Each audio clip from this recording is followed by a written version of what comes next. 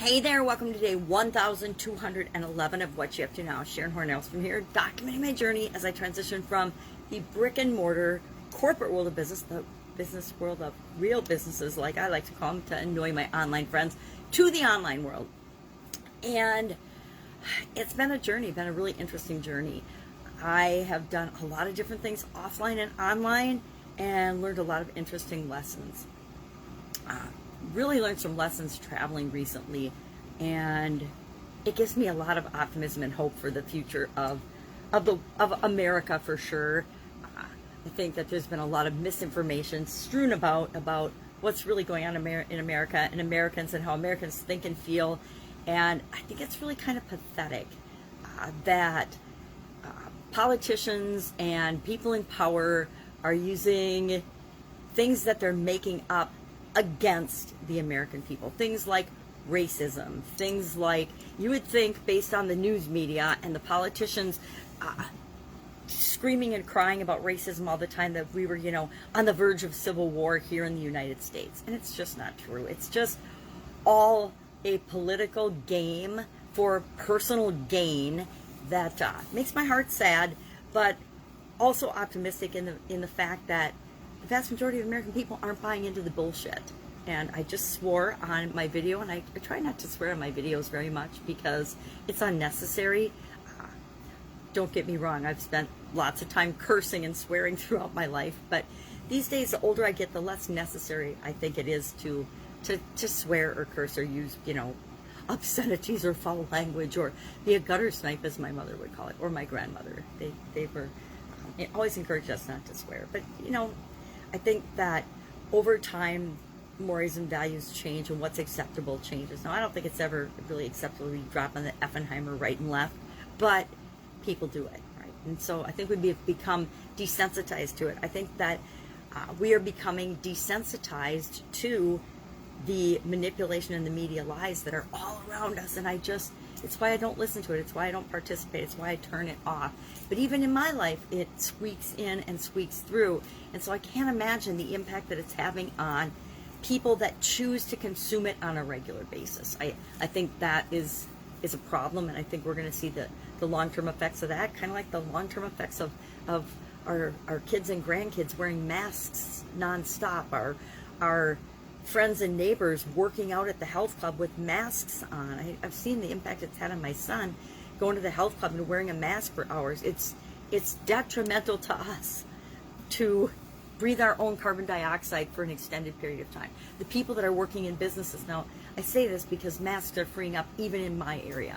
My son-in-law went to Target yesterday and he said, "Hey, don't wear a mask at Target anymore." So it's just kind of interesting, the things that have been going on. So to put all that aside, because I don't even want to talk about those things today, let's talk about small things that make us happy. That was the topic of our challenge, day 144, which is an angel number. I like angel numbers. I like numbers. I look for a lot of meaning in numbers. Numbers have played a huge role in my life. And so our topic today for Supersize Your Business was ballpark figures, which was kind of right up my alley. I spent a lot of my life crunching numbers, making estimates, creating budgets, then measuring results based on our estimates and budgets and ballpark figures that we created. But our challenge for not Supersize Your Business, for Do One Thing Every Day That Centers You, our All About You 365-day challenge, was about small things and the impact they have on our life. Small things that we've enjoyed, lived, loved, thought about, or did, or done. And we just share one thing like that in this challenge today. And I invited people, because I always forget to invite people, if you want to make sure that you see this challenge and participate in this challenge every day, or see the video every day of the small thing you too can do to center you, all you have to do is just join the Sharon Horne-Ellstrom page on Facebook, and they're there every day. The 143 previous ones and the ones every day for the rest of the year, because I'm going to do this particular video on that page for the rest of the year.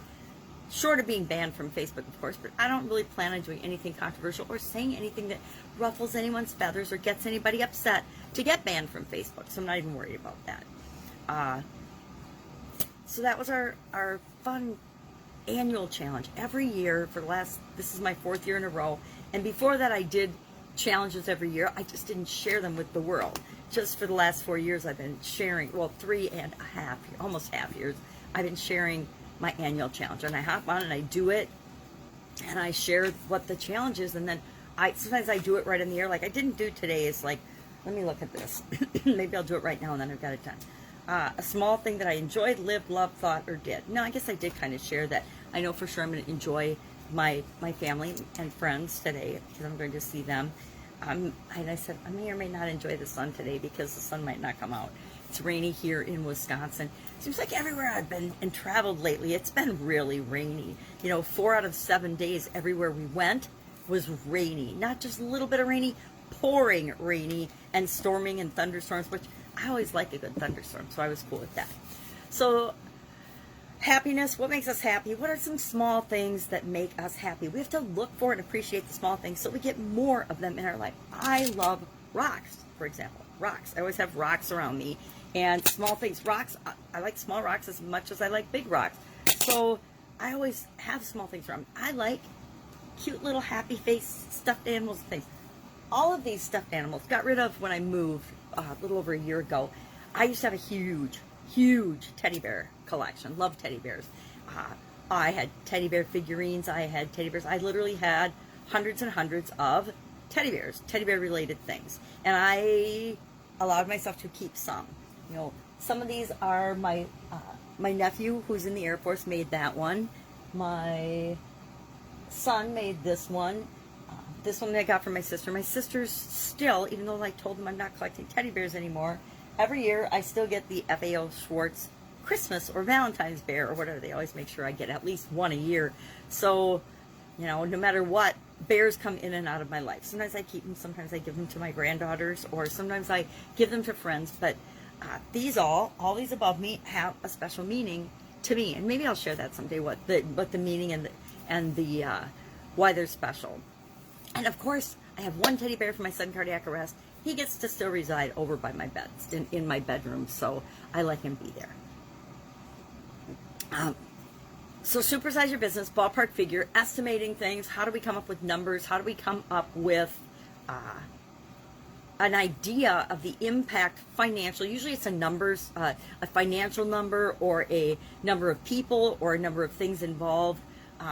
Watched an episode of Hoarders with my daughter and my son-in-law yesterday, and they have a figure on there. It says 19 million Americans suffer from hoarders disorder, or whatever it is. And I'm like, well, how did they come up with 19 million Americans? They didn't count. They didn't go and check everybody's homes and lives and count out of 330 or so. Again, that's a ballpark figure. And they get it sort of from the census, but not really. Not sure how they calculate that number. So to me, the American population of 330 million, that's a ballpark figure. A lot of figures are just an estimate, or a best guess, or a quick guess, or an off-the-cuff number of the impact of what things have. And I asked the question, what is a ballpark figure of the impact that the COVID-19 pandemic has had on your business so far?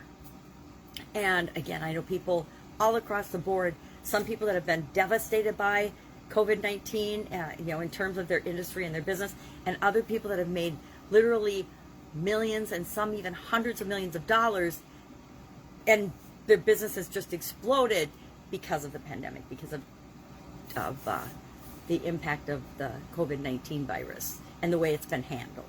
So those are a couple things I'm working on. Again, I'm continually working on challenges. Get Up and Go is a little bit paused because in mid-June, I am in charge of my granddaughters, both my granddaughters, because their parents are going to Alaska for a little vacation. So I get to hang out with two amazing little women, and I'm super excited about that.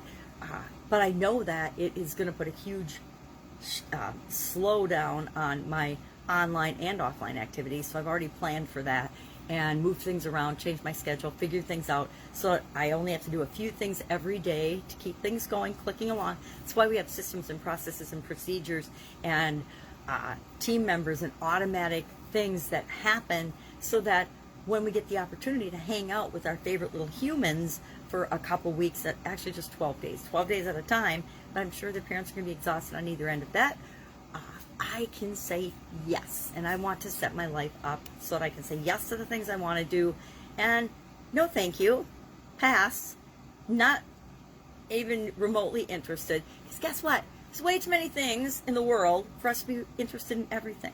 It's why it's so important that with our businesses and our lives, we realize that everybody isn't interested in your super deluxe product or service. Everybody doesn't want a green smiley face squishy ball. Everybody doesn't want or need a soap framework to make their life better. Everybody doesn't need a magnifying glass. You know, some of us, I've got a magnifying glass in every room and most every corner that I might possibly need a magnifying glass. I have 1, 2, 3, 4. I bet I have 2 in the drawer. 5, 6. I have 6 magnifying glasses right around me now to make sure that wherever I am, I can grab a magnifying glass with respect to doing my videos and creating my content. So that's all I've got today. I am working on some projects, but again, kind of keeping them on the down low till people give me permission to talk about them. But I'm really excited about them. They're different projects, different way of approaching business, and than I have personally participated in.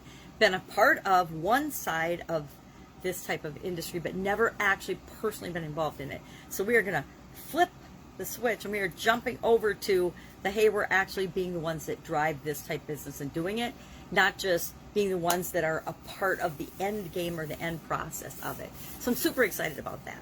All right, if I can help you in any way, if you have a question that you're not getting an answer to, either in the offline world or the online world, a whole lot of industries, I think 27 different industries I've been involved in personally, either owning a business or partnering up with somebody and having a business in them.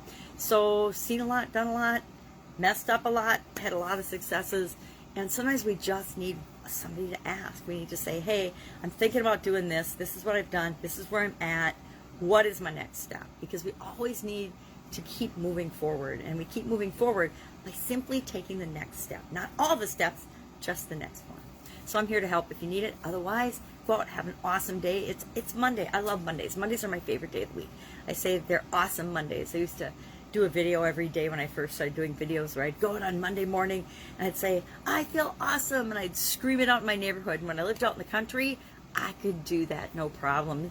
My neighbors were usually at work, or once in a while they would just look at me and wave and smile, and I'm sure they'd, as they're driving out their driveway, would crack up laughing. But I lived out in an area where I didn't mind screaming in my neighborhood. Well, I live in town right now, and if I screamed in my neighborhood, I have a feeling that the police would show up, or the people with the white jackets would show up and haul me off. So, and I just did it for a while to remind myself that we're in charge of, and I too am in charge of, how I feel about everything all the time. So if I'm in a bad mood, it's not anyone else's fault. It's me. I'm choosing to be in a bad mood. If I'm in a good mood, it's nobody else's credit. I am choosing to be in a good mood. I can be in a good mood and a bad mood whenever I want, no matter what's going on around me. The world can be insane and blowing up and crazy, and I can still be smiling because I am focusing on the things that matter to me and that I can affect and impact. All right, have an awesome day. See you tomorrow. Bye. Sharon out.